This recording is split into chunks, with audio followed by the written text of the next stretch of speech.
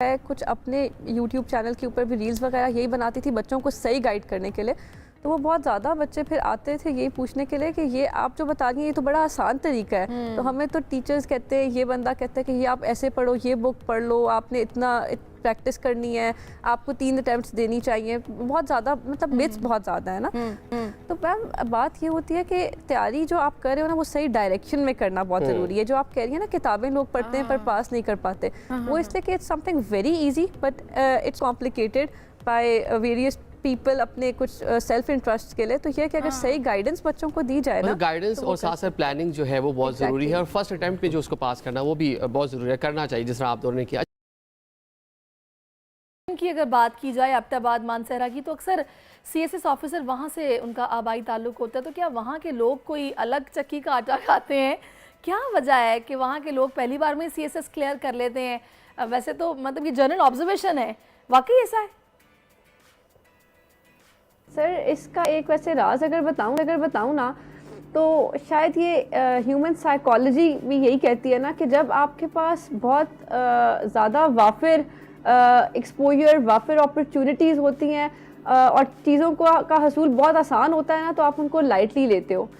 हमारा जो एरिया है दो के इट्स डेवलपिंग नाउ, और अब काफ़ी बहुत अच्छा हो गया है, और वहाँ के लोग एजुकेशन रेट वहाँ बहुत ज़्यादा है। एबटाबाद को सिटी ऑफ स्कूल्स कहते हैं, मगर डेफिनेटली एक एबटाबाद के बच्चे के लिए, एक मानसरा के बच्चे के लिए, एक KPK के बच्चे के लिए बहुत ज़्यादा एक्सेस करना चीज़ों को इतना आसान नहीं है जितना शायद किसी बहुत बड़े शहर के बच्चों के लिए होगा।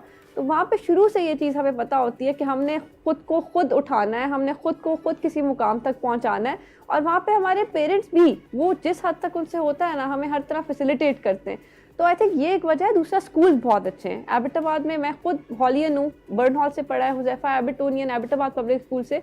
वहाँ से प्राइम मिनिस्टर्स निकले, वहाँ से बड़े बड़े लोग निकले। तो एक तो स्कूलिंग बहुत अच्छी है, दूसरा ये है कि हम लोगों को ये पता होता है कि हमने शायद शुरू से ये आइडिया होता है कि थोड़ी ज़्यादा मेहनत करनी है, खुद को खुद आसमान तक पहुंचाना है। जितने ज़्यादा आपके लिए हर्डल्स होते हैं ना, वो उतना आपको, वो कहते हैं ना, झपटना पलटना, पलट कर झपटना, लहू गर्म रखने का है एक बहाना। तो हम शुरू से उसके लिए तैयार होते हैं, झपट कर पलटने के लिए, पलट कर झपटने के लिए। So that's the thing. ऐसे है कि मेरे फादर ना मुझे बहुत शुरू से कहते थे कि बच्चे, एक पावर कपल वो होता है जिनके गोल्स, जिनकी मोटिवेशंस और जिनकी journeys to achieve those goals aligned होती हैं, कॉमन होती हैं। तो हमने हमारी मतलब मैं सेकेंड ईयर MBBS में थी, हुज़ैफा थर्ड ईयर MBBS में थे, उस वक्त हमारी इंगेजमेंट हुई थी। हमने अपना MBBS विद डिस्टिंक्शंस क्लियर किया। मल्टीपल हमें awards, prime minister innovation award के लिए सिलेक्शन हुआ, KPK इनोवेशन अवार्ड UNDP ने, KP गवर्नमेंट ने दिया, BBC ने एक बहुत अच्छा मेंशन दिया था। फिर हम एक इंटरनेशनली अपनी NGO चला रहे हैं, तो वो सब हमने मिलके किया है उस रिश्ते के बनने के बाद। फिर CSS भी हम मिलके ना एक दूसरे को फैसिलिटेट करते रहे, नोट्स मेकिंग में, आउटलाइन चेक करना। कभी ये झगड़े और इस तरह की पॉलिटिक्स, इन चीज़ों में हम पढ़े ही नहीं है, और अब आप देख लें कि उसका रिजल्ट भी फ्रूटफुल है। तो ये एक चीज़ ना, ये चीज़ें आपको सिर्फ ख़राब करती हैं। आप यही इस चीज़ को, इस पार्टनरशिप को आप अपने लिए स्ट्रेंथ भी बना सकते हो और वीकनेस भी। It's up to you.